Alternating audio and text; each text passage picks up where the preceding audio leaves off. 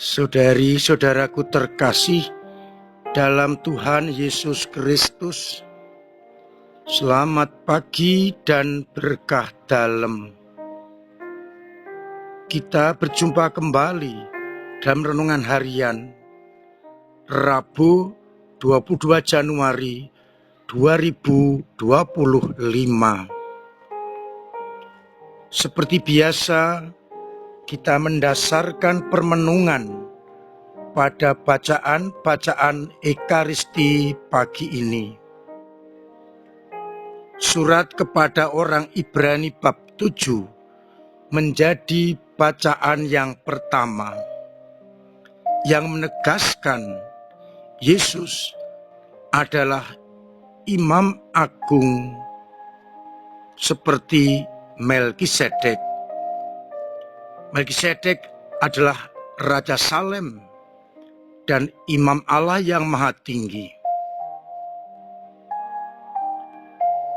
Maka ia Raja yang Maha Kuasa. Dan Yesus juga ditetapkan sebagai imam menurut tata imamat Melkisedek. Artinya menjadi imam bukan berdasarkan peraturan-peraturan manusia, tetapi berdasarkan hidup yang tidak dapat binasa. Engkaulah imam untuk selama-lamanya menurut tata imamat Melkisedek. Pada Injil Markus bab 3 ayat 1-6, Yesus kembali menunjukkan sikapnya bahwa ia berkuasa di hadapan orang-orang Farisi. Ia masuk ke rumah ibadat dan menyembuhkan orang yang mati sebelah tangannya. Sebelum ia menyembuhkan, Yesus bertanya, manakah yang diperbolehkan pada hari Sabat, berbuat baik atau berbuat jahat? Dan ketika orang-orang Farisi tidak menjawabnya, maka Yesus jengkel dan berkata, ulurkanlah tanganmu. Dan orang itu menjadi sembuh. Maka orang-orang Farisi segera bersekongkol dengan orang-orang Herodian untuk membunuh Yesus karena dianggap melanggar hari Sabat dan tidak memeliharanya. Saudari-saudaraku terkasih dalam Kristus, Yesus yang datang ke tengah-tengah dunia menjadi batu sandungan bagi orang-orang Farisi, orang-orang Saduki, imam-imam kepala, dan pemuka-pemuka jemaat. Karena mereka beranggapan Yesus sama dengan tokoh yang lain. Imam karena peraturan, karena diangkat dan jabatan. Tetapi kita ingat dari bacaan yang pertama, engkaulah imam menurut tata imamat Melkisedek.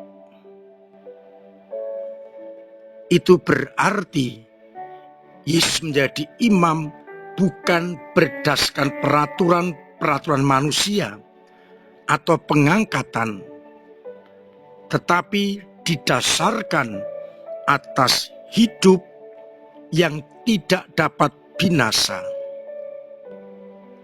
Hidup yang diberikan oleh Bapanya.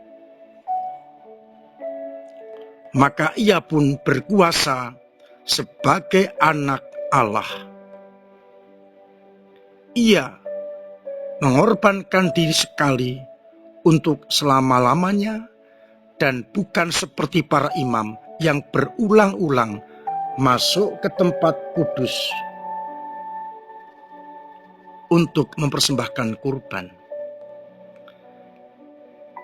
Maka inilah yang membuat orang-orang Farisi, ahli Taurat, para imam-imam kepala jengkel karena Yesus merasa lebih dari yang lain. Dan bukan hanya merasa, memang dia lebih dari imam-imam yang lain.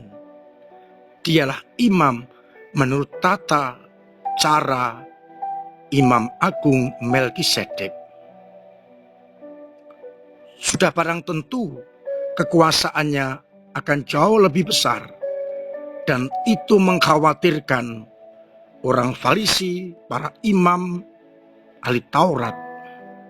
Pengikut mereka tergerus, maka mereka terus mengintai untuk mencari jalan dan celah agar dapat menyalahkan Yesus.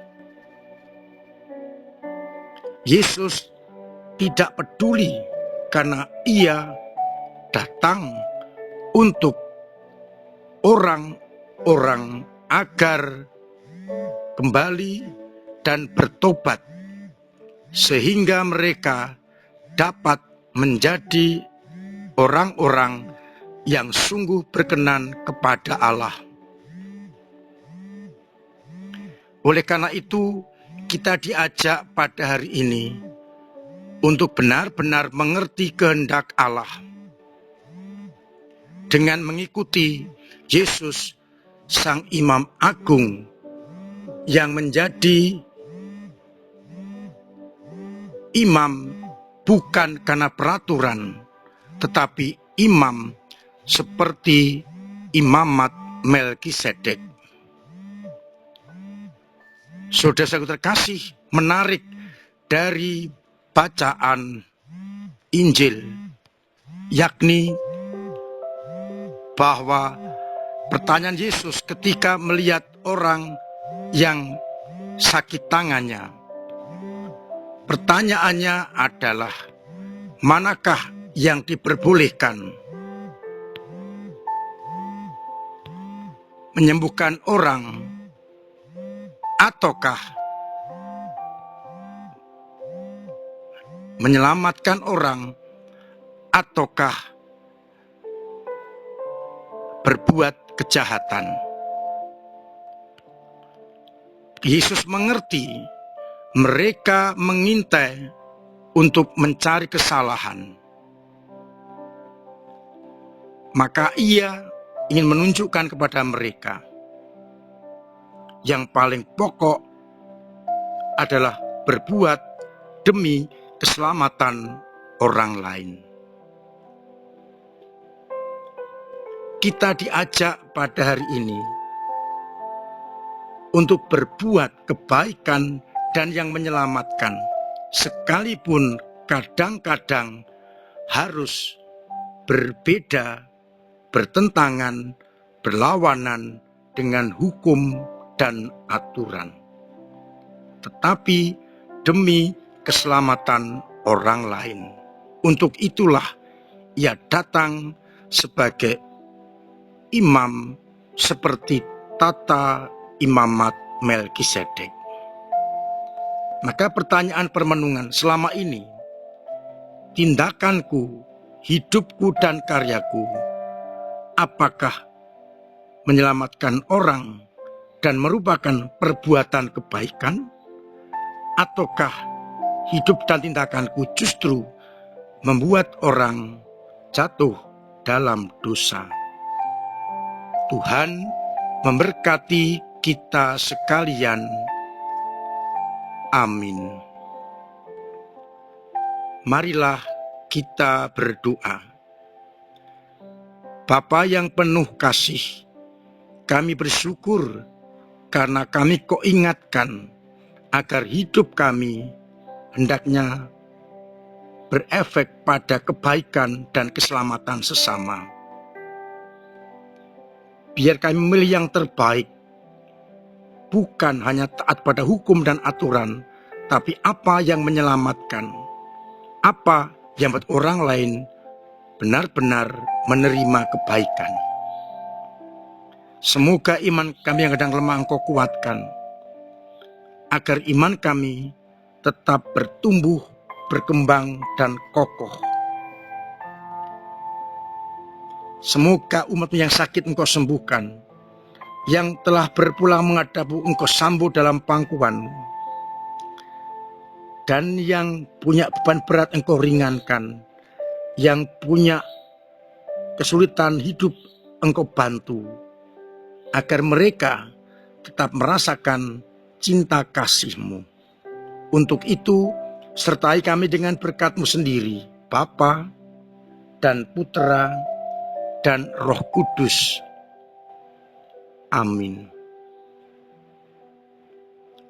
Sudah terkasih, tetap saya ingatkan, saya ajak untuk terus menciptakan pola hidup yang sehat, agar kita tetap sehat. Terima kasih untuk semua peran panjenengan dalam menghayati gereja, mendukung gereja dengan doa-doa, dengan pemberian diri, waktu, tenaga, dan karya, serta dana, sehingga gereja semakin mampu menyelamatkan orang dan membawa kebaikan. Semoga akhirnya dengan cara itu, kita dimampukan untuk peran serta dalam hidup menggereja.